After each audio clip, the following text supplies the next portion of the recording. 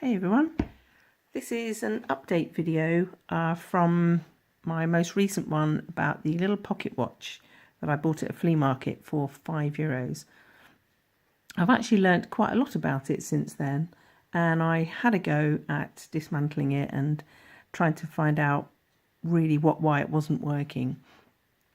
I did get some great advice from a YouTuber, his name's Richard Perrett Watchmaker.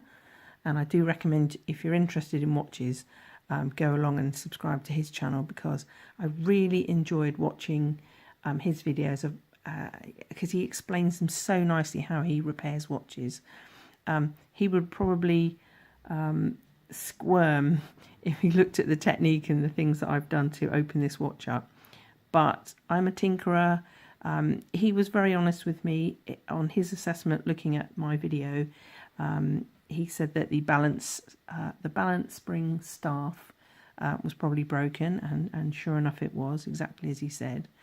The stem, if you remember from the first video, was very, very loose, and when you turned it, it just swiveled. And he did advise me that there was a chance, it's possible there might be something broken inside, but it was maybe a little bit risky taking the watch apart, because I might break something. I hope Richard's not offended. I did also take it to a watchmaker here in Vienna, and he pretty much confirmed everything that Richard had said as well, that economically it wasn't worth repairing it. So knowing all of that, and because I didn't really pay much for it, I thought I'm going to go for it. It would drive me crazy not to know what was underneath this cover and literally what made it tick.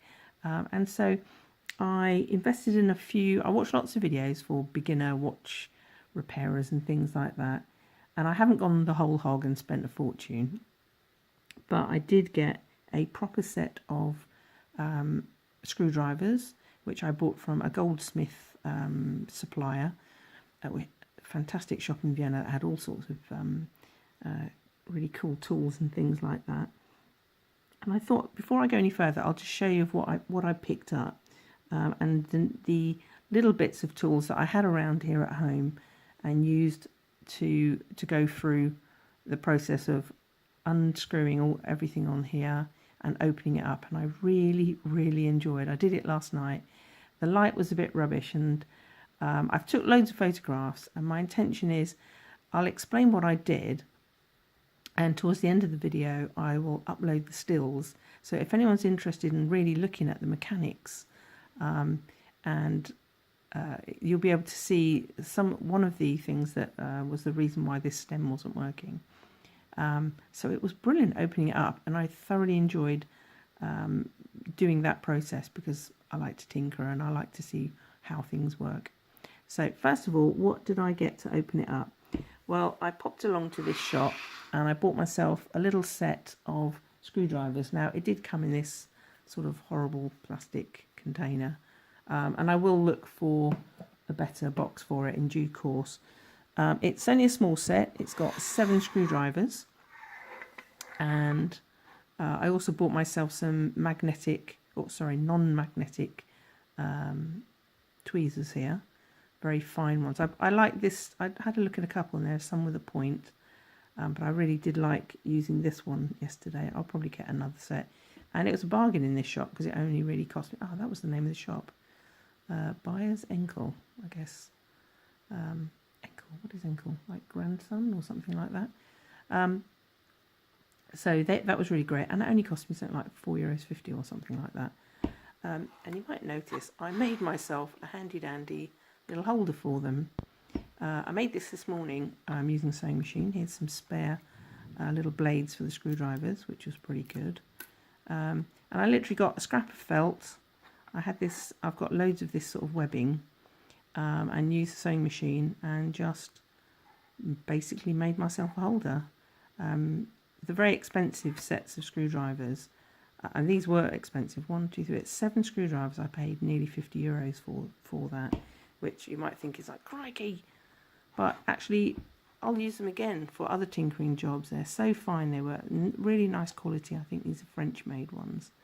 And they were fantastic, and you can still buy individual ones, extra ones. I know that there are more different colours of different sizes, but yeah, I kind of wanted to have them not in this useless little box here for while I was working, and it was awkward yesterday because I had them just lying around, and I thought I'd just whip up this quick stand.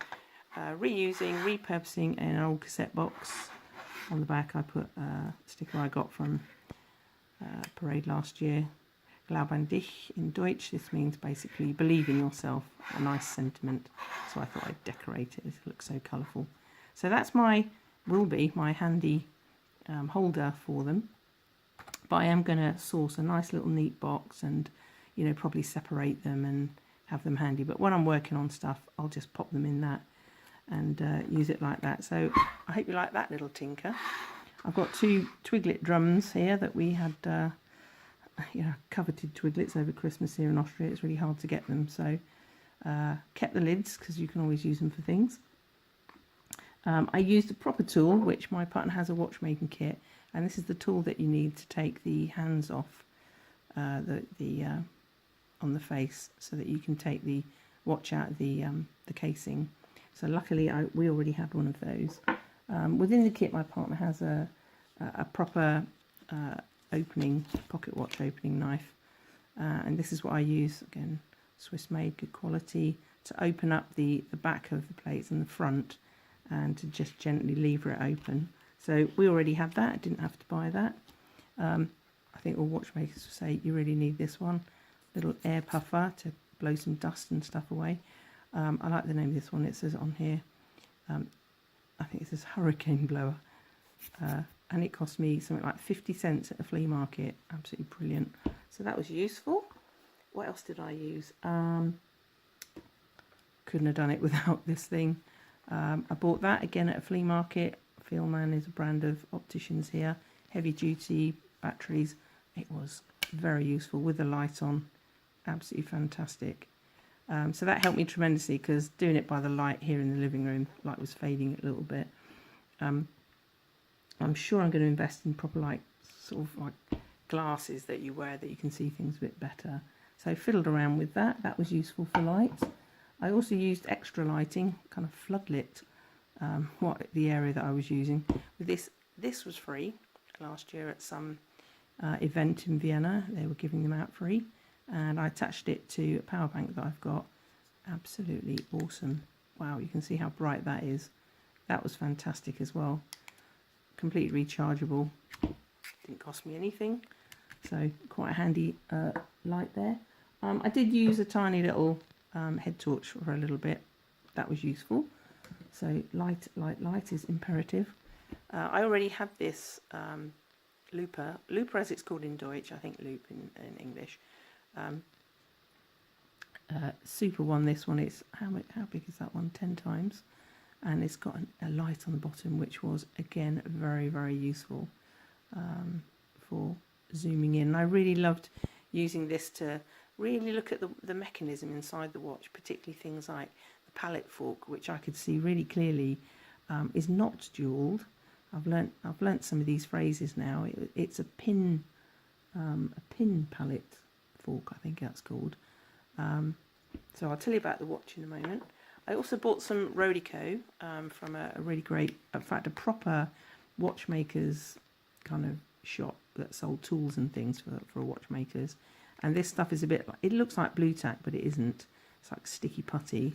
And it was absolutely brilliant for helping you pick up bits of, you can see there, you can use it in a little roll up and a point, and you can help pick up screws, tiny screws and things like that. So it's just like a putty. Just cut a bit off the other end. And that cost me, that was only about less than €4 in that shop. That was brilliant. So that's good stuff for cleaning things on the watch. I bought some, I like this in Deutsch, it's called Fingerlinge. They're like little, well, they look like little tiny condoms for your fingers. But it's really important because they're anti-static, as you can see, and if you don't want to wear sweaty old gloves, you can just put these on to protect the mechanism, so you're not really touching it with your moist hands or anything. That was, I think, about £5 for 100 of those. That was really cool.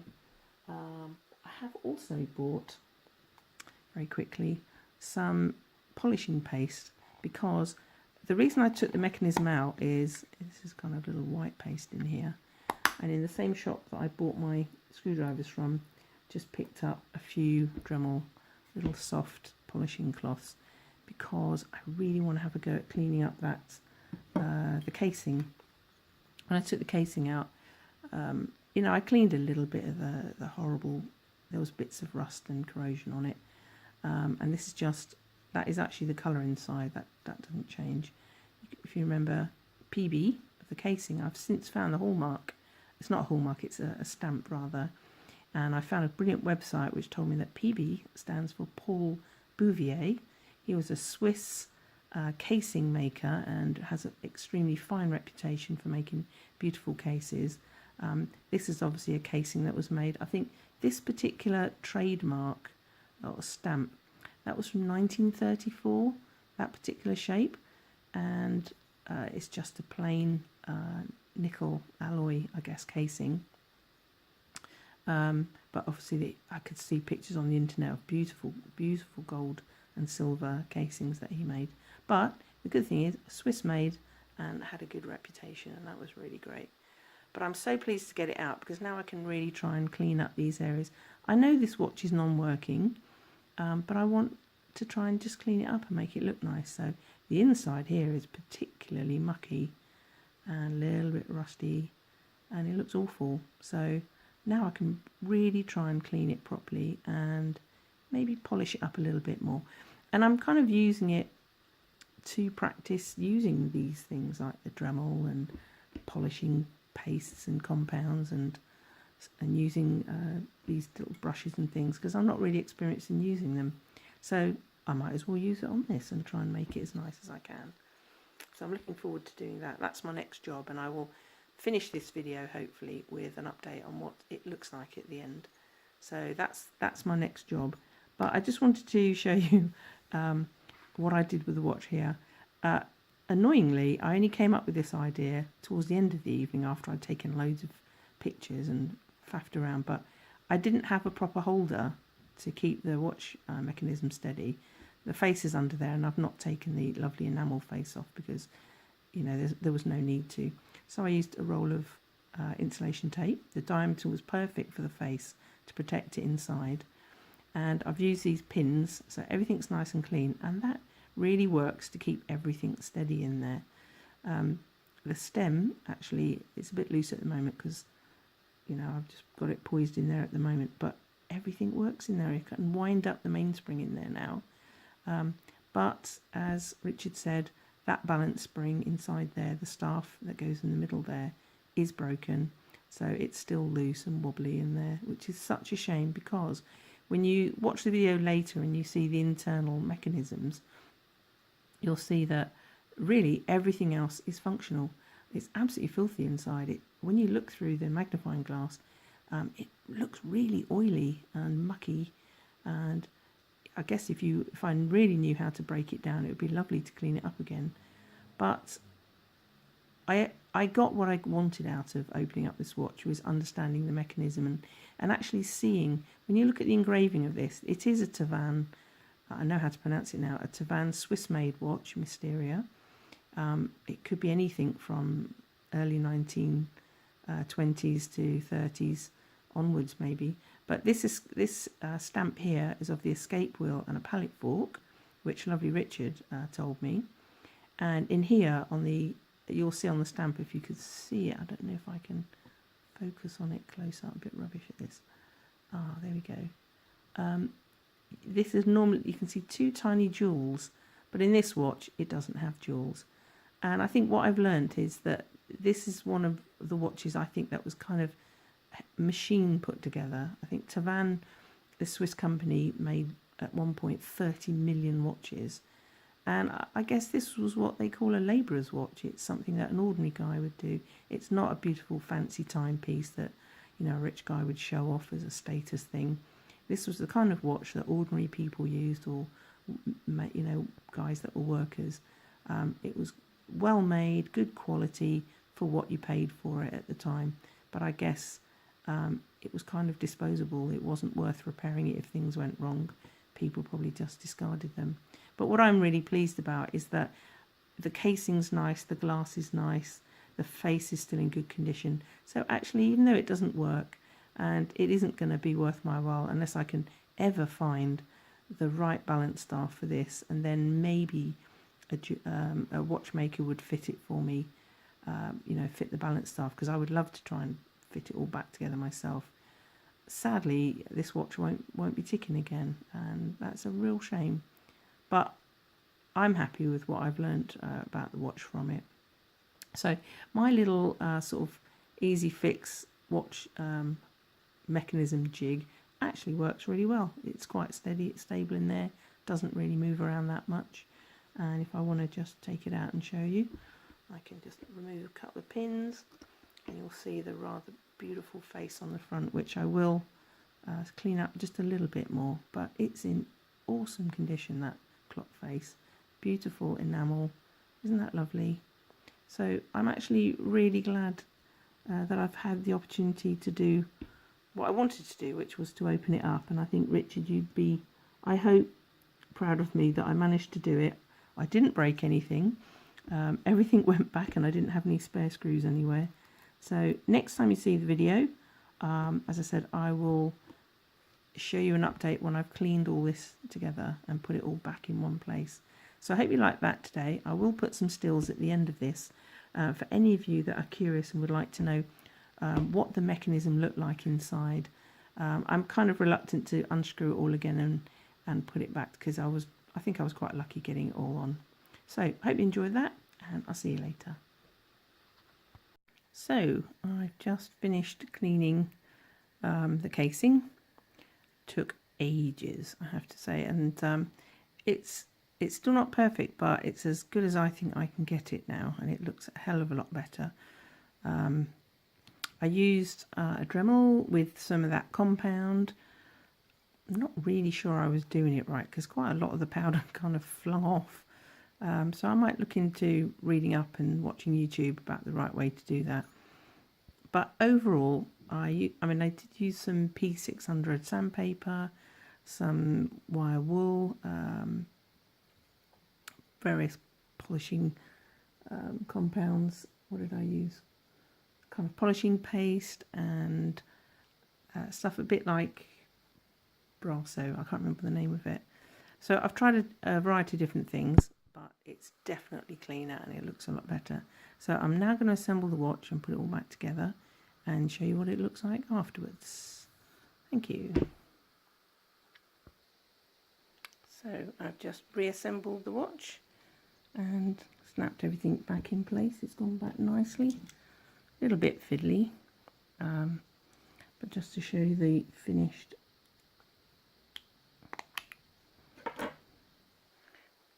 sort of what it looks like now. So it's much cleaner now inside. I'm really happy with that. It was really black around that ring, and in the internal ring, oh, it was terrible, very, very mucky. But yeah, I think that's as good as I'm going to get that. It's all nice and clean there. You can see the stem, it kind of clicks a little bit now. Seems to have sprung back a bit, but it's not loose. The balance wheel, as I said, is certainly loose because that staff inside isn't working. But overall, I'm really pleased. I've learned a lot from this little watch, and if you watch the end of the video, you'll see the stills and you'll see what happened to this stem, why it wasn't working, and see if you can spot the problem. But it's fixed now. I think it's fixed.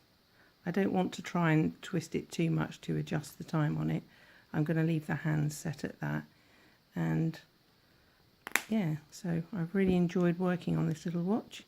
It's been a real learning curve. I've really enjoyed it, and I'm so pleased that I was able to open it up, clean it up, and it'll make a nice decorative piece now. Yeah, I hope you've really enjoyed that. I certainly have, and learnt a lot from it. So this is a Mysteria Tavannes Swiss-made pocket watch. I think a labourer's watch or something for the working man. Well made for its time, for its purpose, not particularly valuable, I don't think. But for me, it's been valuable in learning all about the incredible art of building watches and making watches. Yeah, really loved it. So thanks for everyone who interacted and gave me advice and information. I really appreciated it, and I look forward to tinkering again with my next flea market find. So thanks for that, and I shall go and add the stills now. Bye. Actually, I did want to show you that the hands are working fine, so there, that just shows that I can adjust them. And what a shame about that balance staff, because I'm sure if I could have fixed that, well, I couldn't have fixed it, but it would be nice to show that it does work. So yeah, that's the Mysteria lovely pocket watch from Tavannes, and as I said again, I'll post the stills now. Thank you.